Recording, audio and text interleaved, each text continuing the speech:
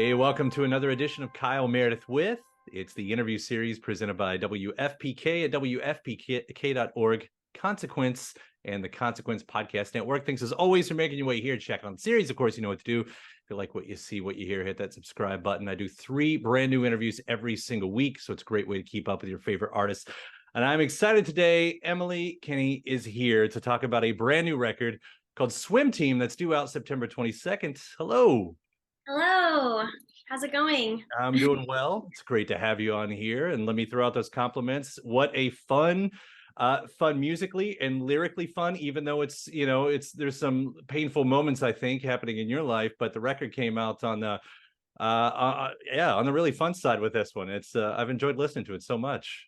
Oh, thank you so much. Yeah, I feel like sometimes painful things, I find ways to sort of tell the truth, but also make them kind of funny in a way, So you're like, should I be laughing at this song or should I be like, feel bad, And especially when you're on this side, when you're like, ooh, how do you ask about that? It's like, we're meeting for the first time here, and I'm sure you do this with everybody, but that, and for any artist, I mean, that's a part of it, right? It's like, Yeah. Here's my life. Have it. Yeah, I mean, I obviously, like, that's one of the things I like about it is getting a chance to sort of in real life you don't always get a chance to say your point of view, or maybe it's not appropriate, or like, all the different things that we are in a moment. um you can be that in a song and turn it into something and do the extreme of that feeling, or you can use it for something. And so I quite like getting a chance to just be like uninterrupted and tell my side of the story, or at least how it felt, being on my side. Yeah. Well, it's interesting, backing up just a little bit, and if I read this right, Mhm. hearing you talk about before you went into this record, like there was a point where you thought your last record, the previous record might have been your last record. Yeah. Yeah, I've done this before, and now I'm sort of like, oh, probably just gonna keep writing songs. Like, I thought after Oh Jonathan, I was like, I'm done. But then yeah, the last record I felt I just was really, really proud of the supporting character. I felt like I had become much more connected to a more spiritual side of myself. I felt like all the songs were just so well crafted. I made them in my house with my friend Ben. I felt so proud of the record. And when I had written that record, I was like, this will be my last, this will be the perfect album, the last one. I don't know if anyone will hear it, whatever, but like, this will be it. And and then I had started my own podcast called My Caffeine Withdrawal. And a friend of mine who Cheers to that, by the way. That's Tim, right here. oh, Yeah. what's that? I Oh, said you've got cheers your to that. Yeah, I'm doing iced tea today, which is so different, but I had made a big batch. So Tim from the band Cursive was on, Mhm. and I was interviewing him. And when he was kind of packing up, I was like, yeah, I think I'm just like done with writing songs for a little while. I'm just gonna like focus on my acting. I'm such a music fan. I'll just keep doing this podcast. And then he was just like, no, you can't stop. And it just, that night, actually, I was like, let me just sit down and see what I come up with. His song too that he sang on the podcast was one he was just working on. So just even like seeing his notebook with all of his notes, I was like, it feels good, that feels natural to me. So that night I actually went through my journal, and I'm always keeping little notes and little stanzas of poems. And for the last song I just released, B or C for Effort, was the song I ended up working on that night. And Oh, wow. line, I don't want to be his teacher, but if love is a class, he's the one who can't focus, sitting in the back. We let him out into the world despite the skills that he lacks. That little stanza I had written in my notebook, and I was like, I'm just going to work on this. And then wrote the song B or C for Effort, sent it to my friend Ben. And then that kind of led to this whole album. So this whole album I do sort of see as like, it's a very specific period of time. Yeah, I see it as sort of just like this breakup album.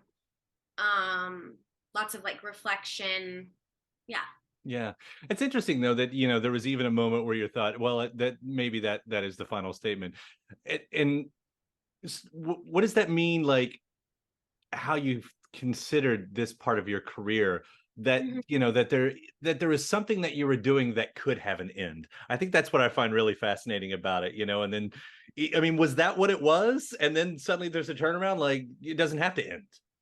Yeah, I think even in my early 20s, I remember saying to a friend, like, someday I want to make an album. I think it felt a little like this creative project that I will see through to the end and it will be this thing I make. Well, now here I am. This is my fifth album. Mhm. So I think in my mind, I do sort of stay in the moment and sort of think, like, this is the thing. This is the beginning and the end, this thing that I'm making. And then, of course, it's done. And then I can move on, or I almost immediately come up with what the next thing is. Like, I love Swimteam, and I'm so excited to share it. Like you said, I feel like it's a really fun record despite being a breakup record. But like, I'm already writing for the next album, have a concept for it. So sometimes I think I can't see past what I'm making, but as soon as I like finish up a certain part of it, I Mhm. can move on to the next. Yeah. Yeah, that's I mean, there's probably a lot of strengths into doing that too, with that, no thinking that, this is like, I think there's yeah, strength, I think is what I'm getting at right there too. You know. Oh, yeah. Thanks. I think too, a supporting character, I sort of felt like this is my last, I think, just to the thing of like the music business side of it. I sort of felt like, oh, this will be like my big push, will be supporting character. Then of course the pandemic happened and that's when I put it out. Um, but I think now I'm in a really fun place where, like I said, I don't see Swim Team as my last record. So it's a little like, this is the thing I want to make. Like, I don't feel as precious about it. I feel a little like I can be kind of, on the record, there's definitely like some pettiness, some low blows, Mhm. I feel. And I sort of feel like, since it's not a statement of my whole being, like I felt like supporting character was, I get to do that. Um, so now lately, since I've just sort of turned over, like, yeah, I'll probably just do this for as long as I think of things. Um, I'm less precious, and it's all become a lot more fun, I feel. Yeah. Well, let's jump into it a little bit too, because getting into these songs, hearing not just where you were in your life, talking about it being a bit of a post-breakup album, but even some of the inspiration. I loved hearing you talking about listening to Rilo, Kiley, Mhm. and the music that you were listening to back in college. Which, I mean, that's the thing we all do. That's where, like, I also help program a radio station here in Louisville with WFPK, and when I think about the music that connects with people, I think, what was the music they were listening to between like 16 and 23?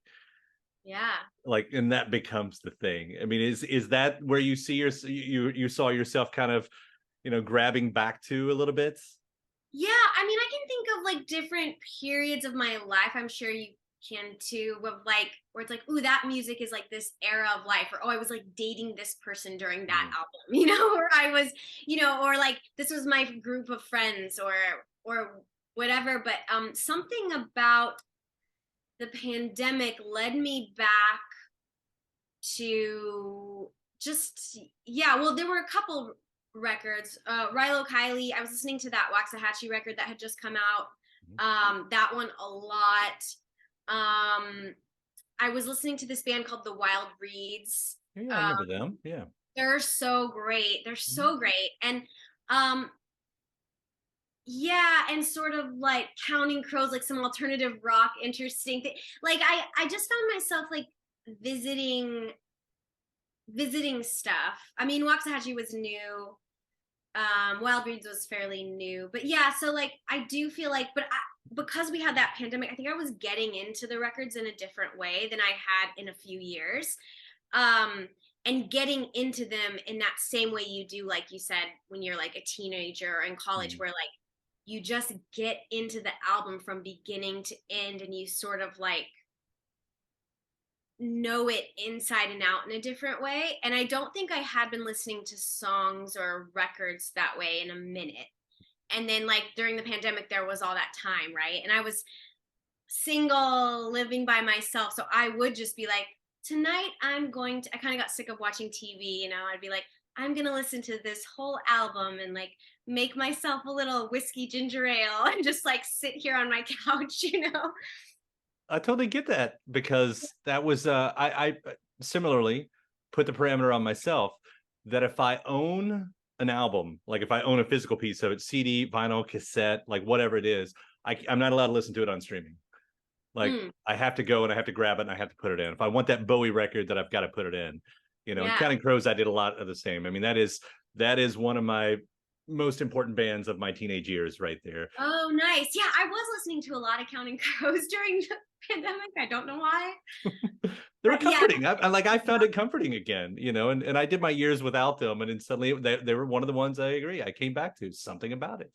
yeah, So, totally. you know, I don't know what that is, but I do love how that comes out in the music. And you mentioned, you know, the new single B or C for Effort, which by the way, the title in itself could win you awards, I think. It's BRC such cover. creative wordplay. I don't hope you don't mind just the easy question here, but what's the story behind that song beyond writing it the day that you had Tim on? Yeah, I mean, when that stanza in my notebook was from a real experience. The whole album is a breakup album. I was really reflecting back on my last relationship, and I think the idea of, you know, giving a grade, I sort of felt like I want to say this the right way. I sort of felt like it was like a participation trophy, like the B or C for effort. Like, yes, you were there, but what did you really accomplish? Like, what did you know, Present. sort of, That's it. and also this person represented that a little, like the, you know, the deeper you get into a relationship, you really get to know their all the things about them. And I really was seeing, you know, in the second half of the relationship, really 6 months in, I started to see a certain kind of babying, you know, that happened all around this person. And so I think the B or C for effort was sort of like a nod to like, he gave it a good try. Like the relationship itself was like failed, Mhm. but like B or C for effort. But like, you know, the opening line is like, you sent flowers 2 days too late. Like you sent, like, and now I have another mess to clean up. So like not even really getting that part right, you know? Yeah. Um, and he sent, I remember, I mean, it's a real story. He sent flowers after I broke up with him. And it sort of feels like too late, you know? Week before would have been better. Yeah. Well, even though, you know, even like I think that's the thing for most songwriters, right? It's that moment of inspiration, knowing when to grab a hold Yeah. of, you know, that phrase, because it comes down to, for, you know, it's all about the phrase, right? It's like that's Mhm. something, that's a song. That's a song, you know. Are you that kind of artist? Like, do you hear it in the wind or wherever, and you just drop, you know, because you have some of those, it's like they'll shut down a conversation with a friend, like, wait a second, I gotta write this down, I gotta put it in my phone, whatever it is. Sometimes, I mean, I think it's less of like, I won't stop life to do it, but I'll take a hold of it. Like the song False Start actually on this record as well. I was sort of doing some online dating, and the guy that I was talking to on Skype or whatever, or Zoom or whatever it was like, you know, he was describing a relationship. He was like, oh, you know, I had one long relationship and a couple false starts. And that, I was like, what an interesting thing to describe a relationship as a false start. And like, damn, I don't want to be a false start. Like, and I was a swimmer when I was a kid, and like false start immediately makes me think of swimming, which I Mhm. mean, Swimteam is the name of the album. But so I do that, where like if someone says something really interesting, like, oh, that's a interesting way to describe that, my brain just kind of like files it away. um I will also just kind of like, I keep a notes app obviously with like, well, I guess it's not, but like, you know, I have a journal, and sometimes I'm just coming up with little phrases that I think for whatever reason are like important to me, or, you know, hit hard somehow. Um, and then, but a lot of times the songs that are most important to me, it's like I have the phrase in my head and the phrase kind of keeps bouncing around and bouncing around until finally I sit down to sort of like fill out the rest of the song, you know? Right. So almost like the thesis of a paper. And that's my thesis. And then that might be the chorus. It might just be one line in the song, but like I know that it's like I shaped the song around that sort of. Feel around it. Well, really, I love your lyrics. You know, I love how they go on here, and trying to find those little breadcrumbs and sort of imagining where they come from. You've got a song right called Avett Brothers on here, Yeah. which, you know, I know you premiered on your Instagram some time back. Oh But yeah. that's like I thought, well, that's interesting. I was trying to think of it from the Avett Brothers point of view, because it's not a song about the Avett Brothers. It's another sort of breakup song, as I understand it. But I thought, if you're the Avett Brothers, you're like, oh wow, somebody named a song about me, and then you hear it and you go, oh, ouch, that's rough. That's rough. Yeah. I mean, I hope they listen to it and I hope they like it because it's like it is a sad song. However, there is a feeling of like, well, here's the way that we did work, and that was music. Here's one place where we crossed over. Like maybe everything else has got to go in the trash, but like you do have great taste in music and bands and t-shirts. Yeah. And the So, t-shirts. I thought the t-shirt is almost sort of maybe in an opposite way, like the Taylor Swift red scarf that everyone seems to oh talk yeah. about. Yeah. Yeah. Yeah, like, oh, I've still got your, yeah. Yeah, I mean, I think the t-shirt thing too is like there was always a little bit of like an ongoing joke between me and a few of my friends about t-shirts and sunglasses, being a thing that you like steal from your significant other or someone you Mhm. hook up with or something. And like, um yeah, so I think it's a little bit of like a nod to that as well. Yeah. I had exes who their ex had left shirts that I Oh, thought were great, and so I inherited those shirts. yep. Luckily, they were never weird about that. Like, oh, I'm just gonna wear your ex-boyfriend's shirt. That's great. That's a Beastie Boy shirt. That's mine now. That's Yep. Yeah. Yeah. No, there's something about a cool t-shirt that just, transcends. I don't care who to that like belonged to. put aside, Yeah, I don't care who that belonged to. Yeah. Probably an obvious little transition here, but you also have a song called "Everything on TV," Yeah. and I haven't heard this one yet. It's yet to be released, but just judging that title, and as anyone who doesn't know, that's the other side of your career. You have the musician and you're the acting. Is this about the intersection of the two somehow?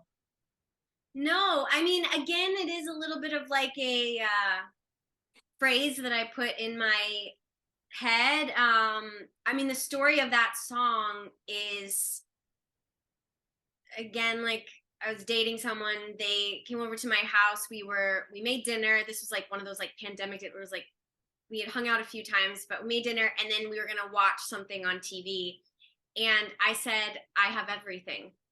he said, and he like laughed and was like, "You just said you have everything." Everything. I meant like on TV, like I have everything. I have Hulu. I have Paramount Plus. I've got your Netflix.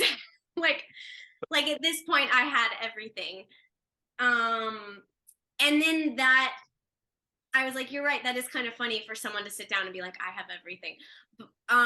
But then that became, I think it was even the next day, week, I was like, yeah, I have everything on TV. Like, I don't need anyone's company.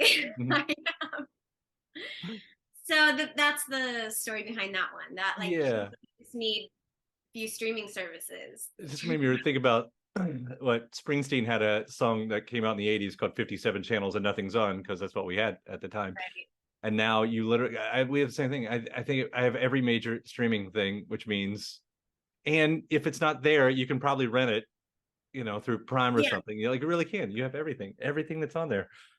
It's who needs anybody anymore? And no one goes outside ever again. Yeah. For you, there's always the question about the intersection though, and how you, and the balancing of the two. But I would have to think though, when you decide, like, you can write music at any point. You can write music while you're between scenes if you want to, when you're acting. Like I sort of know, we have that time. Yeah. But do you have to put that side on hold when it's time to make a record? Is there complete separation ever in moments like that? Um, it's really hard to predict and plan. I've had times when it's worked out real perfectly where it's like, oh, I just finish up a show and then that's the exact time that I'm gonna like, I have a bunch of songs ready to like kind of produce out a little bit or but they're always overlapping. I mean, they are such different businesses. So in that way, the scheduling gets complicated. But when it comes to artistic scheduling, like there's no problem because when I don't feel like I have much to reflect on in my own life or I don't have anything to say, I mean, then maybe I get a job magically acting. And now I'm in a new city, new people, and new stories to tell. So if you listen to like my whole catalog of music, I reference things like Atlanta where I shot The Walking Dead. I reference like Greenpoint, in New York. I reference New York a lot because I lived there for 9-10 years, but I think on my last record I referenced Vancouver because I was there shooting like Arrow or something. So like it's great. And also you start to the character, of course. Like I always feel like the parts I get are, well, it hasn't been till recently, but I've realized that a lot of times the parts I get teach me certain lessons. And so even like the characters sorting out what they're going through like can become a song. So there's just like they really feed each other. Also, like, the most frustrating thing about being an actor is waiting for a job, right? Waiting for an audition. Well, if I don't feel creatively fulfilled, I have this great outlet and I can even perform a show when I want. So I think that is a really good thing to have as an actor, like where you don't feel so dependent on someone picking you. So creatively, I feel like they just really feed each other. And then also like, my acting has reached such an amazing audience. And so though that audience then you know, checks out my music sometimes where I don't know how, if you're just an artist starting at with no fans at zero, you're playing shows and I just get like this wider net of like people who get exposed. Right. Yeah, it seems like it'd be really enticing as a songwriter to write from the point of view of a character. Mm-hmm. Like I think I'd want to do that, like because it's like you're saying, you spend so much time, in that mindset. Like do you like writing about things you've learned about, from the character is one thing, but do you find yourself ever going, okay, this song is going to be from their point of view at all? I don't know if it's so much from their point of view. I do feel like most of my music that I put out for me is like my point of view, but sometimes I feel like the world that I've been living in for the last month ends up seeping in. There's a song called Last Chance on This Is War. And that one I talk about like this is our last, like it's basically like saying like if the world was over, like we would be each other's like last chance. And I talk about like people in this street and it's sort of like zombies, like and walking, like I was living in that world. So that's sort of the those sort of references were so close to me. So when I'm like coming up with the next phrase, these sort of apocalyptic images were easy for me to reference. Yeah. Do you find, especially being part of shows like The Walking Dead, like Arrow, these shows that continue, do you keep up with them at all, or when the job's done, are you checked out? It really depends. I am also a fan of like I did the show Masters of Sex and I was such a fan of the show as well. So like even once my character left, I continued to watch till the very end. And then And then like Walking Dead, I took a break for a few years, and then I really got into season 10 and 11. I just felt like season 11 was really good, and I just got, like, so then I could like be a fan again, Sure. Yeah, it's got to Um, be a thing because so much about like how the sausage is made.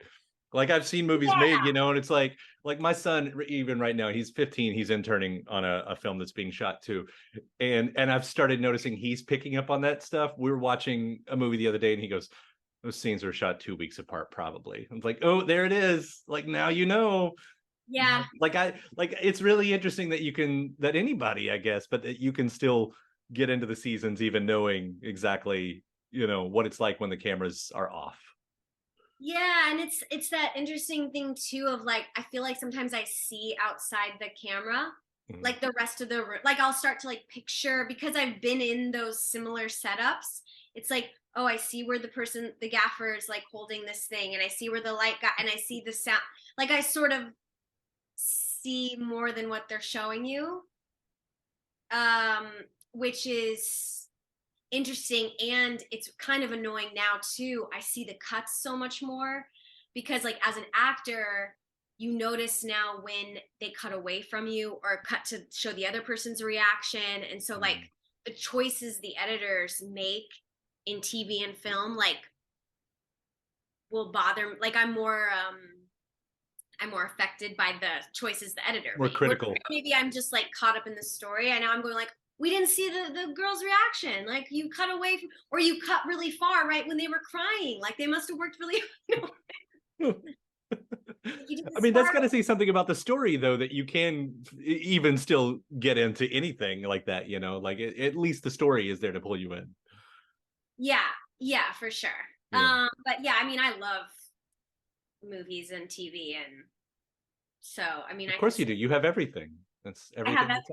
that's on. So yeah, so yeah, I can still definitely like get lost in it. Yeah. I love seeing what you do on screen. I especially love hearing what you do on record. And this new one, Swimteam, is so good.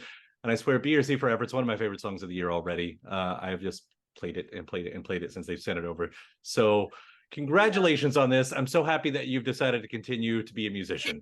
Yes, thank you so much. Thanks for having me on the show. And thanks to my guest. Also, thanks to you for checking out the episode in the series. Before you get out of here, hit that subscribe button.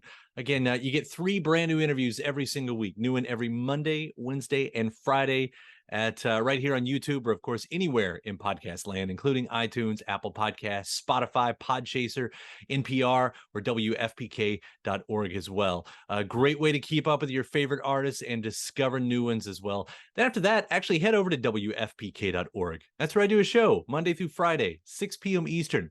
It's an hour full of song premieres, music news, anniversary spins, bonus interviews, Monday through Friday, 6 p.m. Eastern at WFPK.org.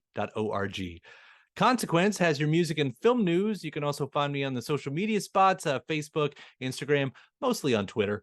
All 3 of them, the address is at Kyle Meredith. Do hope you like and follow along. That does it for another edition. I'm Kyle Meredith. I'll see you next time.